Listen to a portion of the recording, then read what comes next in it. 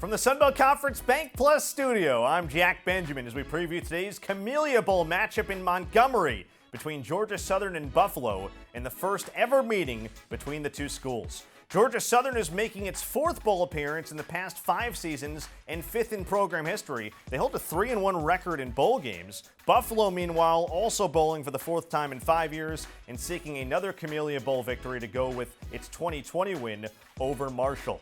To break down today's matchup, we're joined once again by former NFL and Notre Dame linebacker and current ESPN college football analyst Rocky Boiman. Rocky, appreciate you joining us as always. Georgia Southern, they didn't make it easy to clinch bowl eligibility. They had to gut out a win against their longtime rival App State, 51-48 double overtime win in a shootout in Statesboro. They had lost 3 straight prior to that, so you have to think they're coming into this game with some confidence.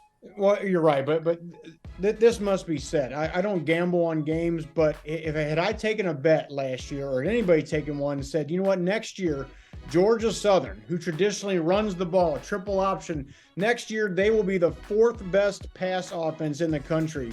Think of the money someone could have won, right? But that's the reality. This is an offense that was last in the nation, last in the Sun Belt in passing last year, one of the worst in the country.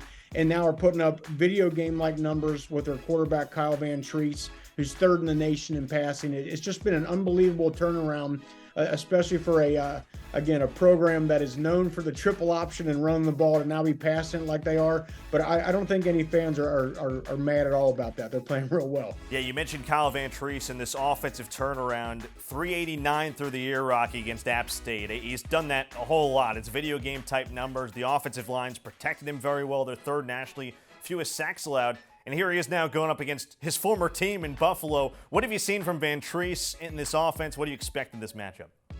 Yeah, I mean, by the way, what an awesome kind of tie-in to this is that Vantrease, played 3 or 4 years at Buffalo. He was there from 2017 to 2021. But you mentioned the offensive line, and last year Vantrease at Buffalo struggled a little bit after the year before. He had a real nice season, but I think a lot of that was due to the offensive line. So now he comes to Georgia Southern, and I think we all know, Clay Helton's propensity to develop great offensive lines. They play very, very well. And then, so you got that. You got the protection for a quarterback who, with his experience, he's seen every coverage. He's seen every blitz. He's seen every pass route. He knows where to go with the football, and the results speak for themselves.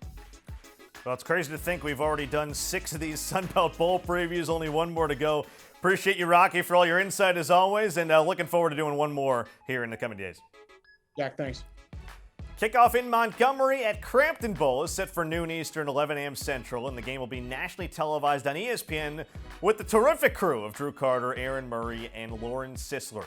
Be sure to follow all of the Sunbelt football bowl season coverage with the handles @Sunbelt on Instagram and @SunbeltFB on Twitter. From the Sunbelt Conference Bank Plus studio, I'm Jack Benjamin. Enjoy the game, everyone.